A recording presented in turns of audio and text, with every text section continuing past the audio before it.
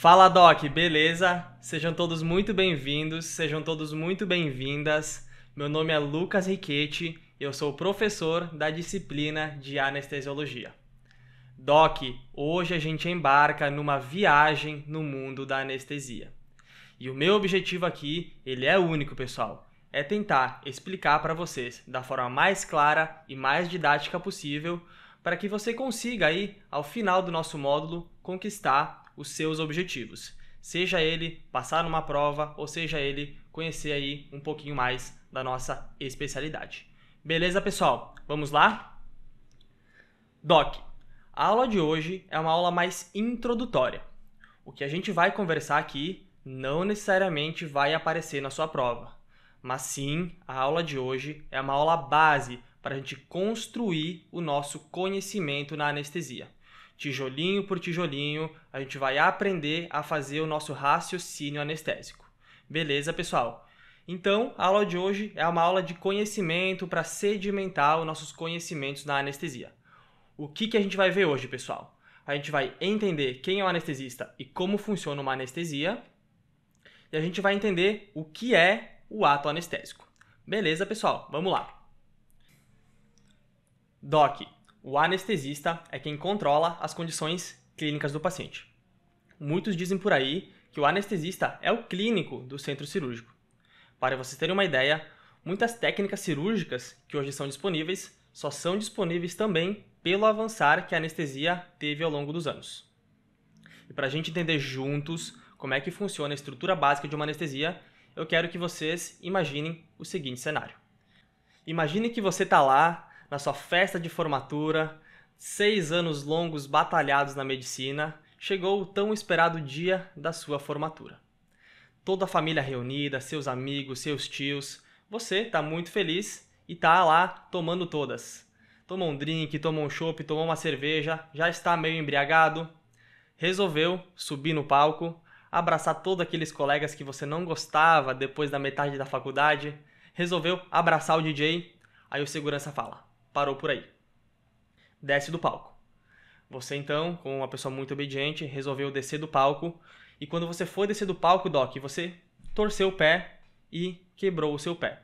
Aquele tumulto, aquele alvoroço que gerou, prontamente as pessoas já veem que o seu pé está quebrado e vão te transferir para o hospital mais próximo. Chegando no hospital mais próximo, você é atendido pelo ortopedista de plantão, que faz uma breve avaliação e vê que o seu pé está quebrado, tem uma fratura exposta e vai precisar de uma anestesia. Pessoal, aqui a gente vai entender os 4 pilares fundamentais da anestesia.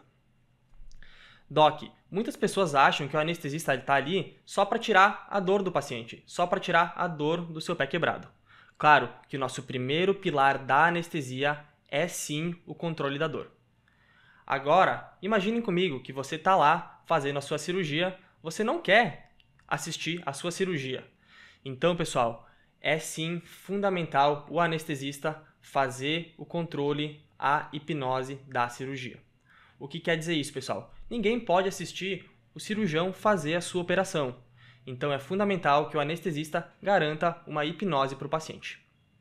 Dando continuidade aqui, pessoal, imagine que quando o ortopedista for fixar a sua fratura, você mexa o pé. Isso não pode acontecer, você não pode contaminar o campo cirúrgico. Então, pessoal, é fundamental que o anestesista garanta também um certo grau de relaxamento muscular para o paciente. E o último pilar da anestesia, pessoal, eu quero que vocês entendam comigo. Imagine que a cirurgia não está indo bem, você vai precisar ser intubado ao longo dessa cirurgia. E como você é um bom aluno, você sabe que a laringoscopia gera um estímulo doloroso. Aumento da frequência cardíaca, aumento da pressão arterial, gera um estímulo simpático exacerbado.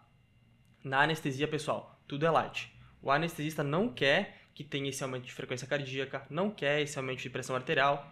Por isso, é fundamental que o anestesista garanta o controle dos reflexos autônomos.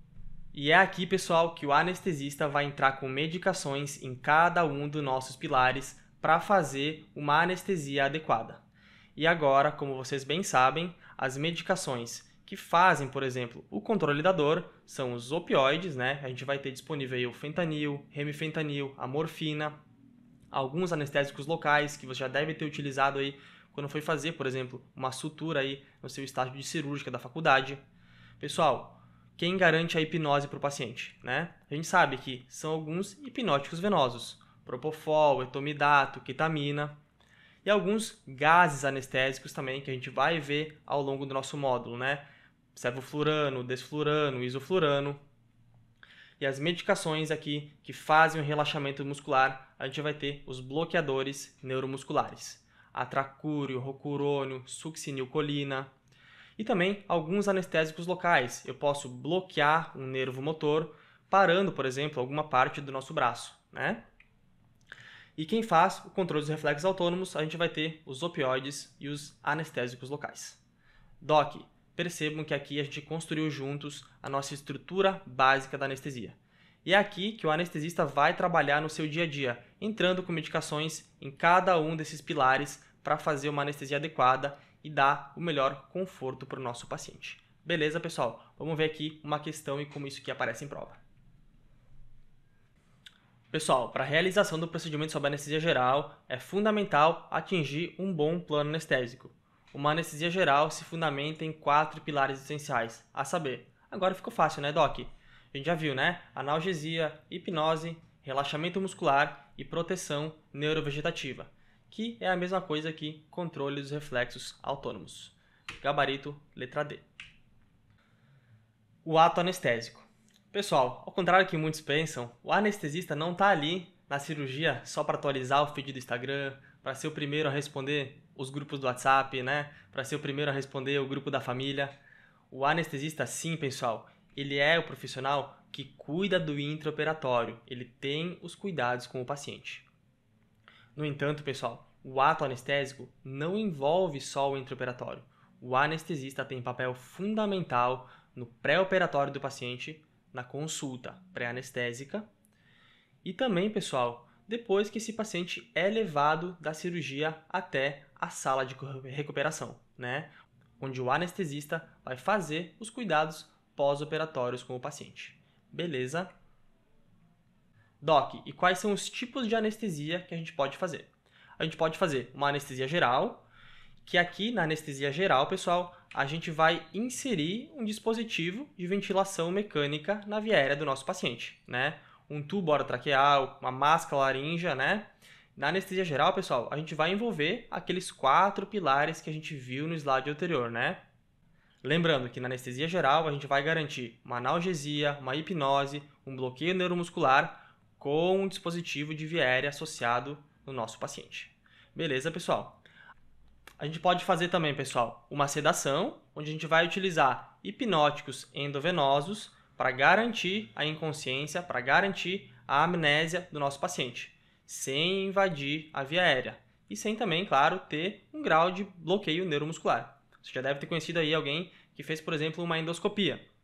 O paciente mantém o drive ventilatório, porém, esse paciente não lembra do exame. Por quê? Tem uma amnésia, tem uma analgesia garantida por um hipnótico endovenoso. Beleza, pessoal? E a gente pode também invadir o neuroeixo desse paciente. Já deve ter visto aí, conhecido alguém que fez, por exemplo, uma raquianestesia, uma peridural para uma cesariana, né? Aí a gente vai entrar com anestésico no neuroeixo do nosso paciente para bloquear as fibras nervosas e sensitivas temporariamente. Beleza? A gente pode fazer também um bloqueio periférico, né? Que a gente vai chamar aqui de anestesia regional. O que é um bloqueio de nervo periférico, pessoal? Imagine aí que você precisa operar o seu braço. Eu posso, por exemplo, achar o plexo braquial com auxílio do ultrassom e injetar anestésico local perineural, né, ao redor do meu plexo braquial, garantindo aí que o meu braço fique imóvel ao longo da cirurgia. A gente chama isso de anestesia regional, né, um bloqueio de nervo periférico. A gente vai ver ao longo do nosso módulo, principalmente, a anestesia geral, e a gente vai ver também as anestesias de neuroeixo, né, raquianestesia e peridural. A gente vai entender as diferenças entre essas duas no nosso módulo nas próximas aulas. Beleza, pessoal? Amarramos aqui, vamos para o próximo. E qual técnica anestésica eu vou escolher, pessoal? Claro, que vai depender de qual procedimento eu vou estar realizando. Se eu vou estar, por exemplo, fazendo uma cirurgia no meu pé, se eu vou estar, por exemplo, fazendo uma cirurgia no meu abdômen, né? Então, vai depender, sim, do procedimento que eu for realizar. vai depender também de qual é a duração da minha cirurgia. Se for uma cirurgia muito longa, uma cirurgia muito curta, eu vou mudar a minha técnica anestésica. Claro que vai depender também das comorbidades que o paciente tem, né? Se o paciente, por exemplo, tiver uma asma, uma DPOC avançada, será que eu vou querer mesmo entubar esse paciente, né? Vai depender também dos planos e considerações pós-operatórias da anestesia, se eu tenho uma UTI disponível no meu centro cirúrgico, né? Se eu vou realmente fazer essa cirurgia, se eu tenho uma UTI disponível para o meu paciente no pós-operatório, ou se esse paciente pode ir para o quarto no pós-operatório, né? E também vai depender das preferências do cirurgião, as preferências do anestesista, se o cirurgião só quer que a cirurgia do membro inferior seja feita com raquianestesia, sem bloqueio de nervo periférico. Claro, a gente discute tudo isso em conjunto antes da cirurgia. Beleza, Doc? Então, pessoal, o que a gente acabou vendo nessa aula, né? A gente viu a estrutura básica de uma anestesia, a gente construiu o nosso raciocínio juntos, vimos os 4 pilares fundamentais da anestesia, analgesia, uma boa hipnose, um relaxamento muscular e também o controle dos reflexos autônomos ou proteção neurovegetativa, que são sinônimos. A gente viu também que o ato anestésico ele contempla desde o pré-operatório, o intraoperatório, que é o que mais vocês conhecem e acompanham a vida do anestesista, e também o anestesista é responsável pela sala de recuperação no pós-operatório imediato. Os tipos de anestesia, pessoal, que a gente tem, né? A anestesia geral, que a gente vai introduzir aí um dispositivo de via aérea no nosso paciente, garantir um bloqueio neuromuscular. A gente pode fazer uma anestesia no neuroeixo do nosso paciente, uma raquianestesia ou uma peridural. A anestesia regional, né, que a gente vai bloquear um nervo específico com auxílio do ultrassom. Ou a gente pode fazer uma sedação, né, com hipnóticos venosos, sem um dispositivo de via aérea, sem um bloqueio neuromuscular. Beleza, pessoal? Amarramos aqui. Te vejo na próxima aula.